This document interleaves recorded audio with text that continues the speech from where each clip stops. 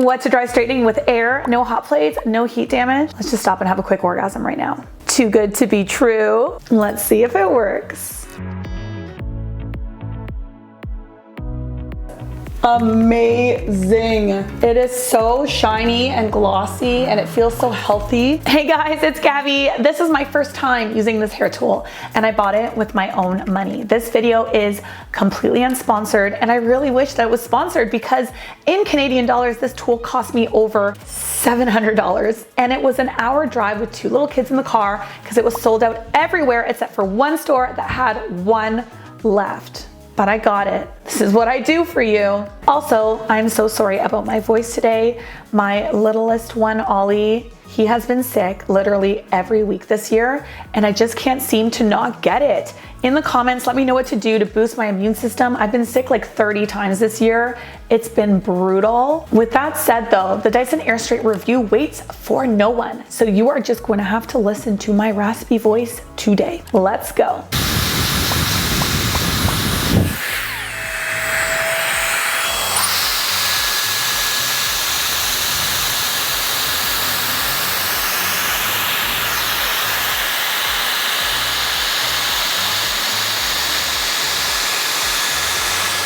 On one pass, my hair is almost completely dry. I would say it's like 90% dry, which is pretty impressive, but my hair strands are super fine. You guys know that. My hair looks thick because it's wavy, so it's puffy, but the individual strands are actually really fine. So having it dry in one pass isn't like the craziest thing in the world. It takes me 10 minutes to dry my entire head of hair with like my blowout brush. So it's not the craziest thing in the world. Let's time how long it takes me to do half my head with this and how long it takes me to do half my head with the Dyson Airwrap paddle attachment. While I style my hair for the first time with this thing, let's talk a little bit about its features. This is a hot tool that has directional airflow, not hot plates, airflow. It's very different. This is not a flat iron. The air blows down the hair shaft, drying, straightening, and smoothing down the cuticle layer with air. It claims to leave you with a smooth, glossy, and most importantly, healthy end result because there is no extreme heat used. You can use this tool to style from wet to dry and also to refresh from dry, which is a really cool feature. It has 3 preset heat temperatures of 175, 230, and 285, which is actually very cool in temperature compared to other hot tools like straightening irons, which often go up to 450.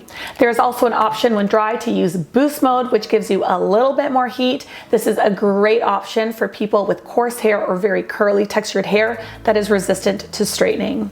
A really cool feature that it has that I love also is the intuitive airflow. Your machine senses when there is hair in between the arms. When there is no hair, it drops down to low airflow automatically, which is great because it gets quieter. You don't have to hear that loud airflow the entire time you're styling. It also has an auto pause feature where after 3 seconds of inactivity, it automatically pauses. So all you have to do is move the machine again and it will restart the airflow automatically. It has a beautiful LCD screen where you can change your settings easily as well. Oh my God, my hair looks amazing. My hair looks amazing. It is so shiny and glossy and it feels so healthy. You never really know what's true and what's not, right? And I spent $700 on this. This is a lot of money for me, right? Especially because I have a family and like spending an exorbitant amount of money on a hot tool when I have like 300 million hot tools is a lot. So I was going in pretty darn critical, but I can definitely see why everyone loves it so much. It really makes your hair feel super glossy and super straight.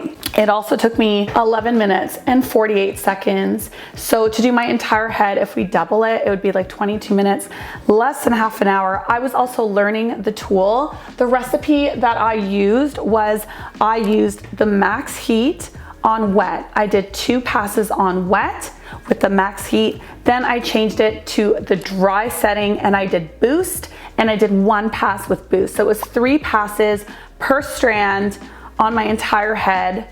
And yeah, I mean, it literally couldn't get better than this. Like this is like literal silk. It looks amazing. I would not have to go through this and touch up any pieces at all with a flat iron.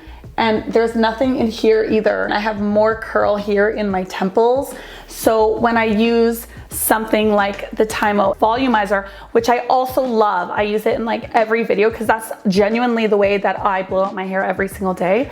I do have to sometimes touch up these areas because I can't get really close to the root. So sometimes it creates a little bit of a bump. Mind you, that tool gives me a lot more volume. This tool is a straightening blow dryer. It does not give volume at all. Okay, let's restart our timer. Here we go.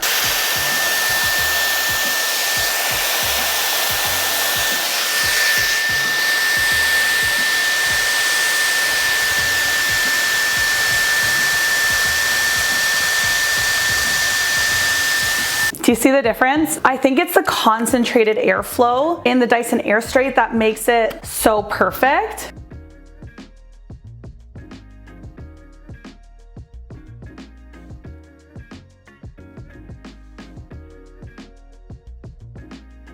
Okay, as you can see, there's a night and day difference. So this side is puffier and not as silky and definitely not as shiny. It feels much rougher, like my hair is not as healthy. Whereas this side, done with the AirStraight, my hair literally looks like glass. Like that glass hair trend that I just posted about, this is the perfect tool. I didn't have this tool when I was doing that video, but this is the perfect tool for the glass hair trend if you don't want to blow dry and straighten.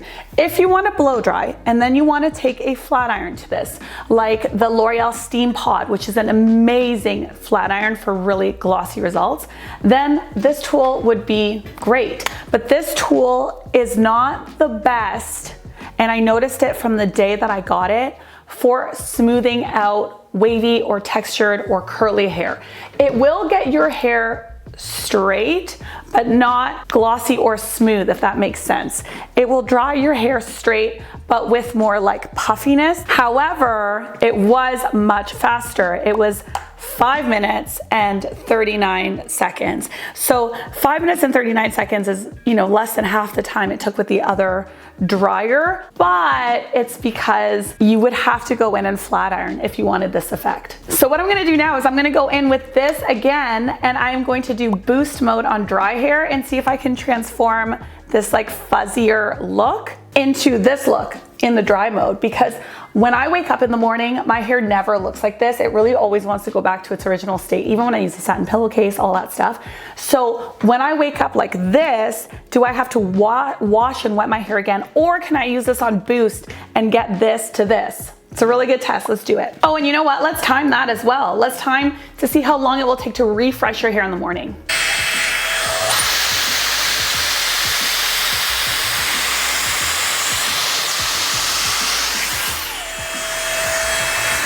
Yep, that works. That boost mode is brilliant. I'm so glad they added that feature. The boost is brilliant. It is really effective for smoothing out hair.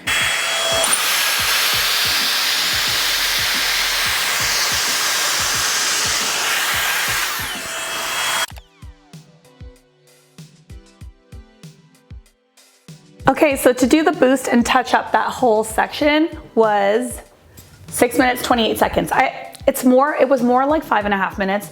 That last half a minute I was filming the before and after. 10 minutes to touch up my hair is very normal for me just because I don't have loads and loads and loads of hair. Yeah, it's the same as using a flat iron, but the cool thing is it's not hot plates, so it's less damaging. The heat is actually quite low considering the result you get. 285, that's pretty low. Usually my flat irons are at least 300. I never go up to 450, but I do go up to 350. So way less heat, exact same end result. It's pretty impressive. I think you guys have already gotten the gist of the pros from this video. Just to quickly summarize them, it does make your hair really shiny. It smooths it out like a dream. It isn't damaging. It's also pretty quick and efficient to use, especially if you're the type of person who will blow dry and then straighten your hair. It's one step and it works very, very well. The biggest con is that it's a volumeless look. If you like volume in your hair,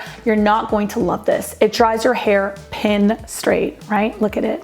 It's not a versatile hot tool. It's really not intended to be. It's also pretty big and bulky, which really isn't the end of the world either, since if you travel a lot and wear your hair like this, you'd likely pack a blow dryer and a straightener, and this is just one tool. It's bulky, but I don't find it overly heavy, which is great. I can't even really think of things that I don't like about it, to be honest. When I was using it, I was writing down things that I like, or that I notice, or that I don't like. And the overall consensus is just that it's amazing. It really is an amazing hot tool.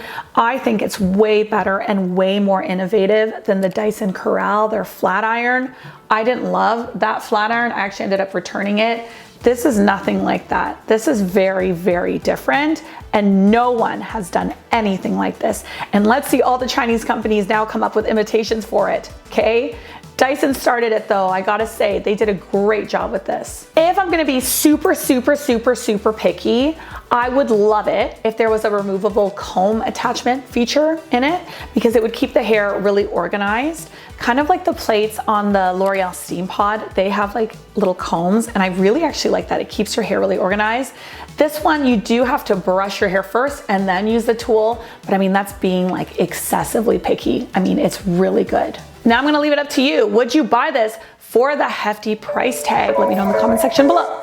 This video is over.